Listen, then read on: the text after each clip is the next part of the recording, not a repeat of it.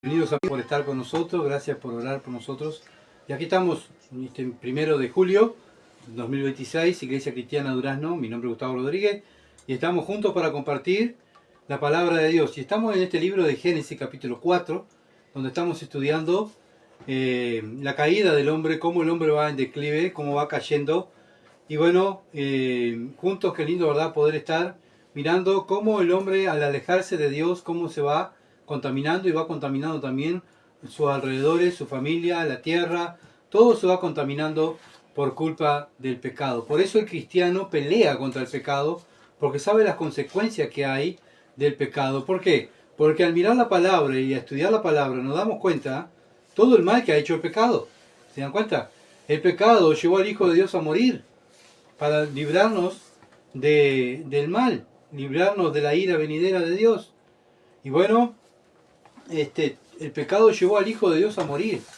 Así que sí tendremos que tomar en cuenta, ¿verdad?, y valorar todo lo que Cristo hizo y cómo combatir el pecado en nuestras vidas en primer lugar y con el pecado que nos rodea. Pero en primer lugar en nuestras vidas, para ser ejemplo, para ser luz, para ser sal. Así que vamos a orar.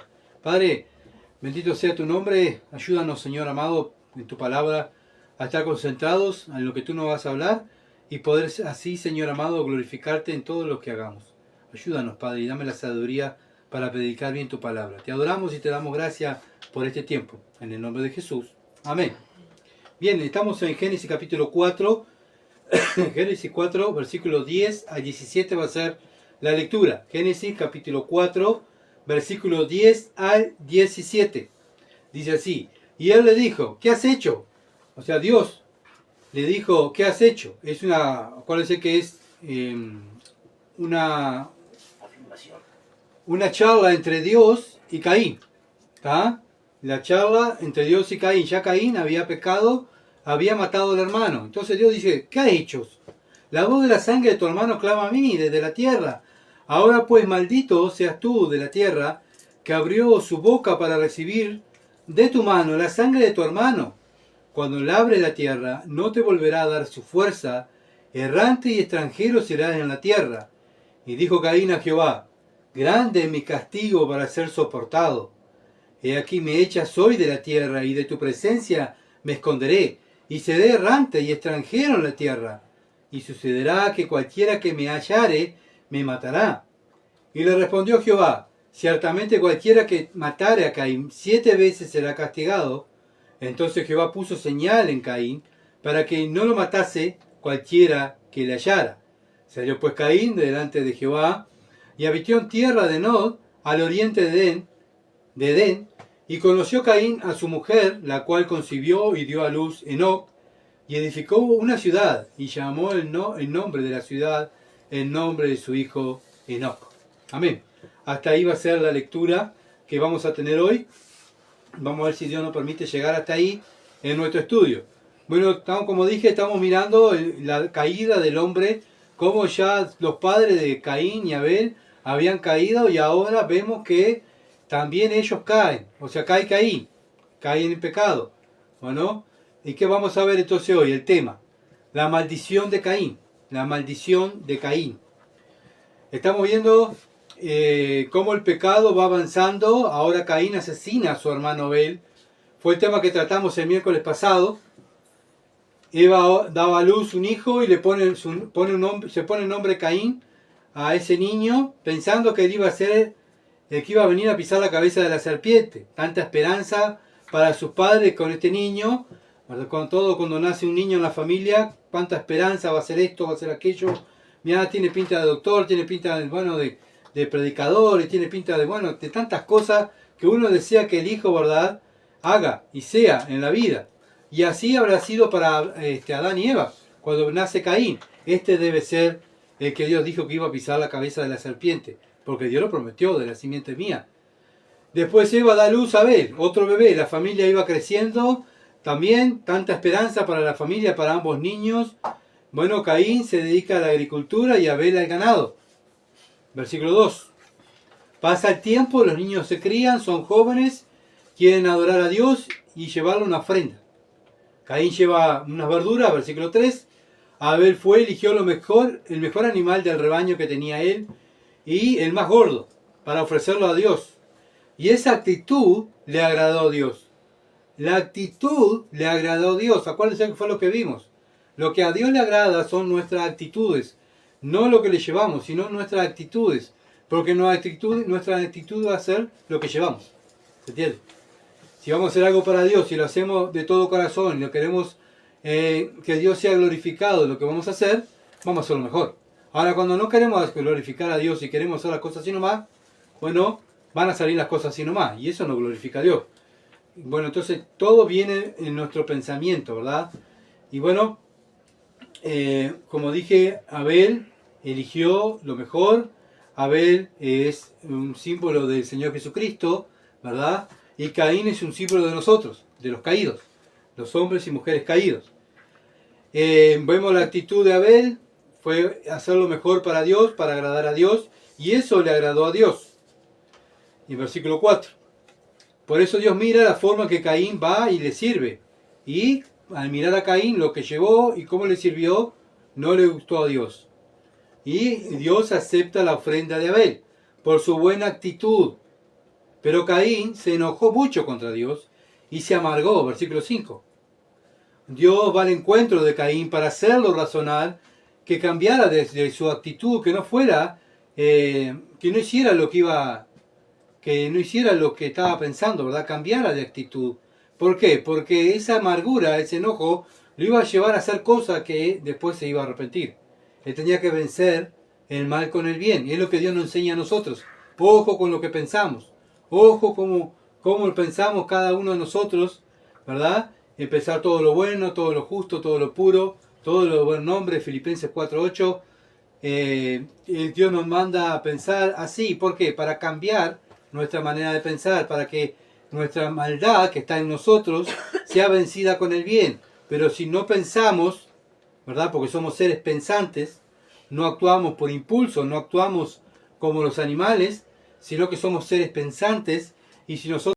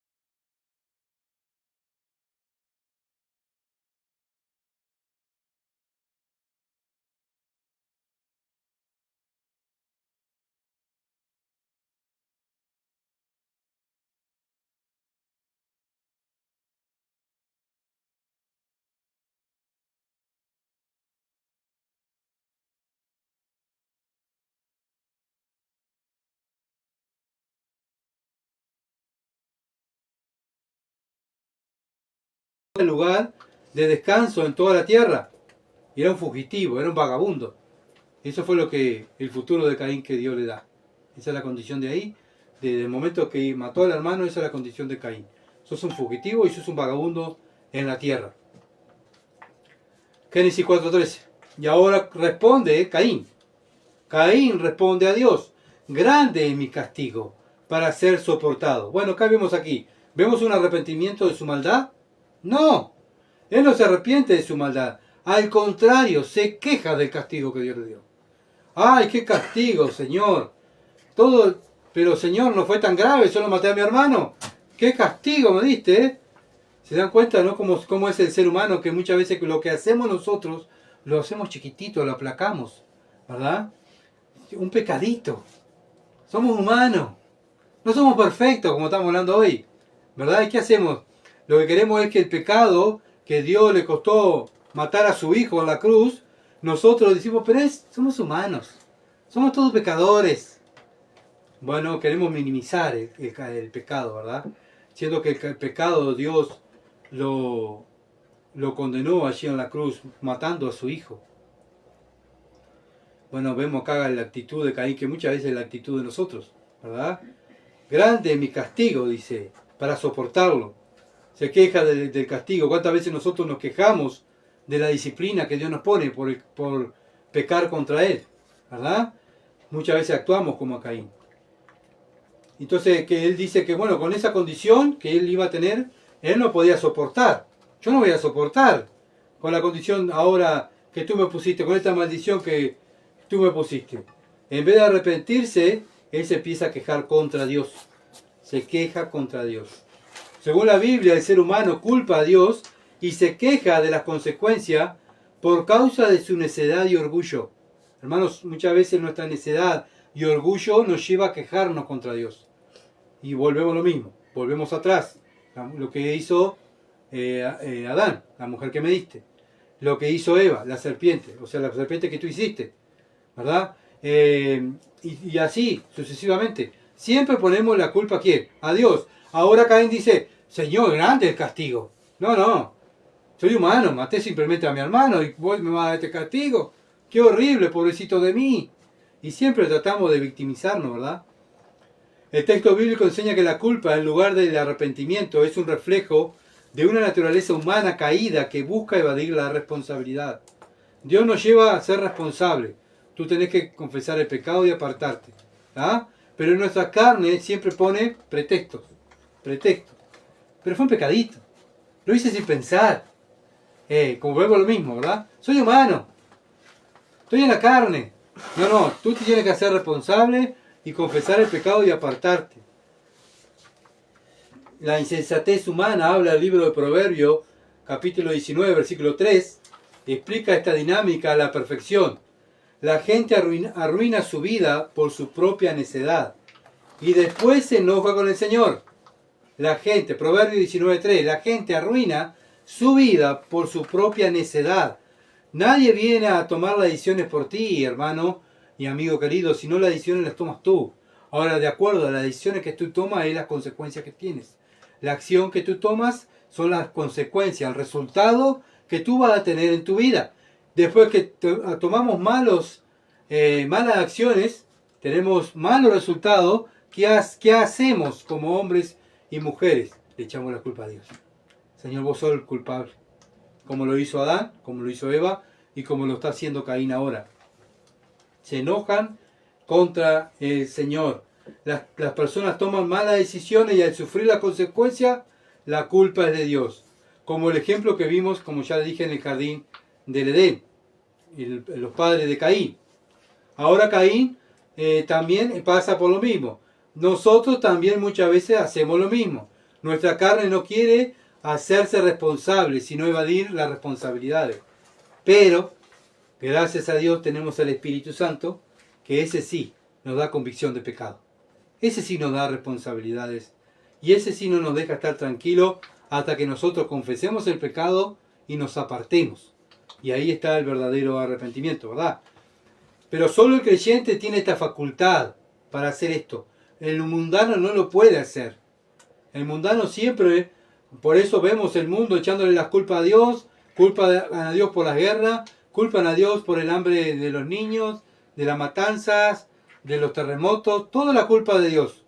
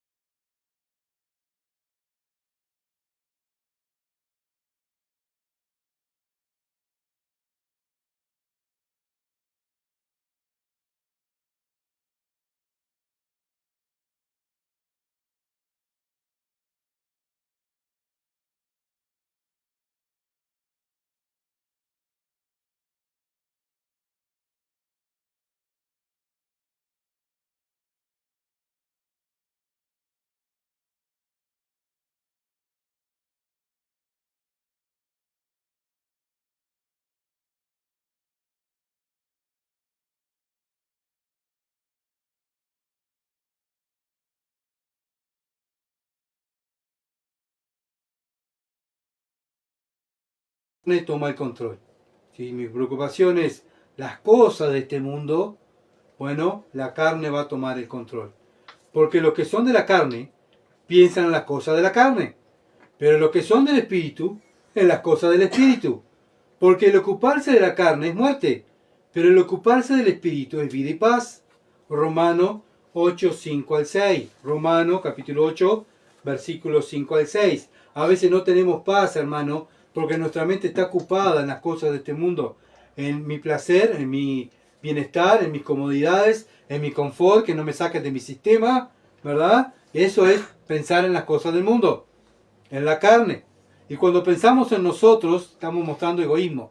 No me importa los demás. Lo que me importa es mi bienestar. El teólogo Juan Calvino, en su comentario sobre Romanos, señala que el ocuparse o centrar la mente en la carne implica que el hombre se deja llevar por sus propios instintos en lugar de ser guiado por la palabra y la voluntad divina. Cuando nuestra mente está enfocada principalmente en lo terrenal, nos alejamos de la vida y la paz espiritual. Nos alejamos de la vida que tenemos que llevar como hijos de luz y de la paz espiritual, la paz con Dios. Nos quita la paz. ¿Por qué? Porque estoy enfocado en las cosas terrenales y no estoy enfocado en las cosas espirituales. ¿Cómo se vence esta inclinación? ¿Cómo puedo vencer esta inclinación? Bueno, la victoria sobre la carne no se logra dependiendo de las propias fuerzas humanas. No es haciendo pesa, no es corriendo. O yo pienso que soy fuerte, tengo una mente fuerte y yo puedo vencer. No. Sino viviendo activamente en dependencia del Espíritu Santo. ¿Así? ¿Dónde dice eso? Gálatas 5:16. Gálatas 5:16. Digo pues, andad en el Espíritu y no satisfagáis los deseos de la carne. Entonces andar es una actitud, es una acción. Pero ¿quién la tiene que hacer? ¿Dios? Yo lo tengo que hacer. Yo tengo que andar. Yo tengo que llevar la contra de la carne. Yo tengo que hacer. Yo tengo que hacer un sacrificio de alabanza. Andar es un estilo de vida, de conexión constante con Dios. Andar en el Espíritu es un estilo de vida, de conexión constante con Dios. ¿Pensando en qué? En lo que me falta, en mis comodidades, no. Pensando en lo que dice Dios en su palabra. Y cuando nosotros vivimos así, actuamos disciplinadamente, ¿verdad? Somos disciplinados espiritualmente y vamos a estar pensando, ¿verdad?, en las cosas espirituales. ¿Qué? En orar, en lo que dice la Escritura, en congregarnos, en evangelizar, en enseñar la palabra, y también nosotros aprender, ser discipulados nosotros. Y eso es estar andando en el Espíritu, estar disciplinando mi vida, mi carne, pero disciplinándolo con el Espíritu Santo, con la palabra de Dios. No de acuerdo a lo que yo quiero, a lo que yo pienso. Y eso es dominar la carne. Por eso vemos como Caín estaba preocupado que nadie lo fuera a matar. Que nadie lo fuera a matar. Está mirando su condición, ¿verdad? Su condición era esa. Ay, nadie me va a proteger, Señor. Qué horrible. Me van a hacer mal a mi cuerpo. No le importó lo que Dios, no le importó lo que Dios le había dicho antes. Que se arrepintiera, que ojo lo que iba a hacer. No le importó, lo hizo y no le siguió importando. ¿Verdad? Entonces vemos la situación de Caín era de egoísmo y orgullo. Porque no le importaba lo que decía Dios. Cuando nosotros